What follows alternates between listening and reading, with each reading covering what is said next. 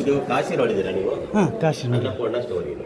ಹಾಂ ಈಶ್ವರ ಭಿಕ್ಷಾಟನ ಮೂರ್ತಿ ಕತೆ. ಇವರೇ ಈಶ್ವರ ನಿಜ ರೂಪದಲ್ಲಿ ಇದ್ದಾನೆ. ಹಾಂ ತಲೆ ಮೇಲೆ ಗಂಗಾ ಇದೆ, 4 ಕಣ್ಣು ಇದೆ, ಕಪಾಲ ಒಂದು ಕೈಯಲ್ಲಿ, ತ್ರಿಶೂಲ ಈ ಕೈನಲ್ಲಿ. ತ್ರಿಶೂಲ ಅಂತ ಒಂದು ಕೊನೆ ಇಲ್ಲಿದೆ, ಹಾಂ ಇನ್ನೊಂದು ಕೊನೆ ಹೀಗೆ ಈ ಕಡೆ ಬಂದಿದೆ. ಓಕೆ ಓಕೆ 4ನೇ ಕೈಯಲ್ಲಿ ನಮರು, 4ನೇ ಕೈಯಲ್ಲಿ ಜಿಂಕೆಗೆ ಮೇವು ತಿನ್ನಿಸ್ತಾವ ಇದ್ದಾನೆ. ಈಶ್ವರ ಇದ್ದಾನೆ. ಒಂದೇ ಈಶ್ವರ ಪಾರ್ವತಿ ದೇವನ ಟೆಸ್ಟ್ ಮಾಡಕ್ಕೆ ಬಂದ. ಈ ತರ ಭಿಕ್ಷೆಗಾನ ವೇಷದಲ್ಲಿ ಬಂದ. ಪಾರ್ವತಿ ಮನೆ ಮುಂದ್ಗಡೆ ನಿಂತ್ಕೊಂಡು ಭಿಕ್ಷೆ ಕೇಳ್ತಾನೆ. ಭೌತಿ ಭಿಕ್ಷಾ ಅಂತ. ಪಾರ್ವತಿ ದೇವಿ ಜೊತೆ ಪಕ್ಷ ಹತ್ತಕ್ಕೆ ಹೋಗ್ಬಿಡಿ. ಇಲ್ಲ ಹತ್ತಕ್ಕೆ ಹೋಗಿ ಅಲ್ಲಿ ವೆಹಿಕಲ್ ಇದ್ದಲ್ಲ, ವೆಹಿಕಲ್ ನಿಂತ್ಕೊಂಡೆ ಕಲ ನಿಂತ್ಕೊಂಡು ಅದು ಅಲ್ಲೇ ಇರುತ್ತೆ. ಬರ್ಡ್ ಆಪೋಸಿಟ್ ಅಂತ. ಒಂದಿನ ಈಶ್ವರ ಬೆಂಕರ ವೇಷದಲ್ಲಿ ಬಂದ. ಪಾರ್ವತಿ ಮನೆ ಮುಂದೆ ಹೋಗಿ ಭಿಕ್ಷೆ ಕೇಳ್ತಾರೆ, ಭೌತಿ ಭಿಕ್ಷಾ.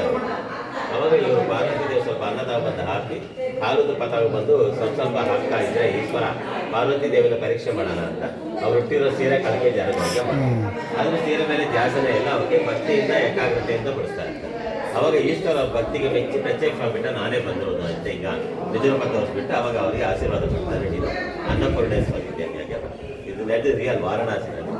ಒಳ್ಳೆ ತಗೊಂಡು ನಮಗೆ ಸಿಂಪಲ್ ಆಗಿ ತೋರಿಸ್ತೀವಿ. ಇದು ಇಲ್ಲ ನಂದಿ ನೋಡ್ರಲ್ಲ ಮೇನ್ ರೋಡಲ್ಲಿ ನಂದಿನ ಜಟ ಇದೆ. ಆಮೇಲೆ ನಾವು ಹಿಂಗೆ ಹೋಗಿದ್ದು ಅಲ್ಲಿಂದ ಮಿಡ್ಲಲ್ಲಿ ಬಂದು ಗೊತ್ತಾಗಲಿಲ್ಲ ಅಷ್ಟೇ. ಓಕೆ ಅದೇ ಹಾಂ ನಾವು ಹುಡುಕಿದ್ವಿ ಫಸ್ಟಿಗೆ. ಯಾವ ಸಿಂಧನೂರು, ರಾಯಚೂರು ಡಿಸ್ಟಿಕ್. ರಾಯಚೂರು. ರಾಯಚೂರು ಕರ್ನಾಟಕ.